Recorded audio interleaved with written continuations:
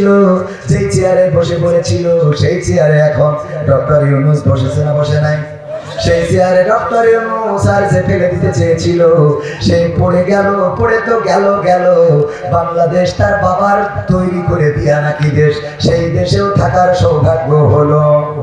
হয়েছে, শুরু হয়েছে, হয় নাই তা নয়।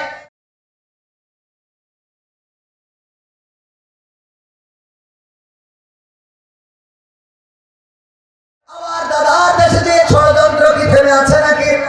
ষড়যন্ত্র কি বন্ধ হয়েছে? না, বন্ধ হয় না, বরং আমরা দেখেছি ষড়যন্ত্র চলমান রয়েছে।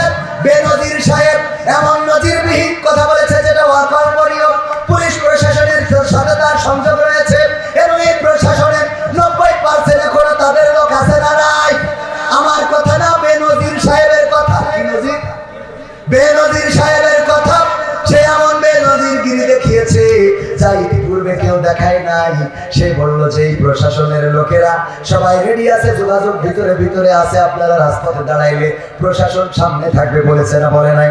সুতরাং জনগণ এখন আবার সচেতন থাকার দরকার।